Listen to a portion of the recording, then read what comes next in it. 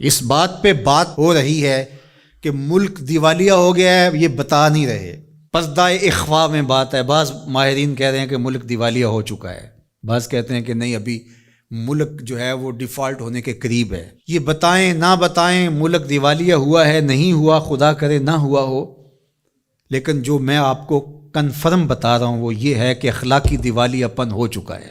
اقدار کا اخلاقی دیوالیہ پن ہو گیا ہے، کردار کا اخلاقی دیوالیہ پن ہو گیا ہے۔ کسی زمانے میں نیکی پر دوڑ لگی ہوتی تھی، آج بدی پر دوڑ لگی ہے۔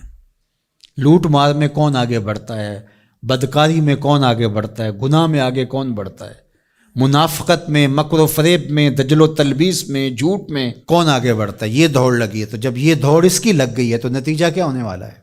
معاشرہ تو لٹا ہوا ہے۔ معاشرے کے خد و خال تو دیکھو، جنسی بے رہروی، صنفی آوارگی، رشوت ستانی، بد اخلاقی، بد تہذیبی، منافقت، ریاکاری، تصنع، بناوٹ، تعصبات سے بھری ہوئی معاشرے کی زندگی، مذہبی منافرت، تشدد، ضعف الاعتقادی۔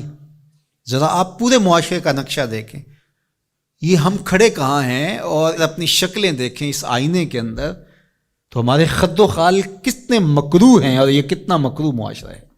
اللہ ہم پہ رحم فرمائے۔ ہم جو کر رہے ہیں، جو کرنے جا رہے ہیں، اور ایک تو ہوتا ہے کہ نقصان ہو گیا، لیکن نقصان کا ادراک ہے اور اس کے مداوے کی کوشش ہے۔ تو نقصان کا ادراک بھی نہیں ہے، اور لٹنے والے کو اس بات پہ ندامت ہی نہیں ہے کہ میں لٹ گیا ہوں۔ اگر اس کو ندامت ہو تو کوئی مداوع پھر ہی کرے گا نا، پھر ہی کوشش کرے گا کہ اس کا حل کیا نکالیں۔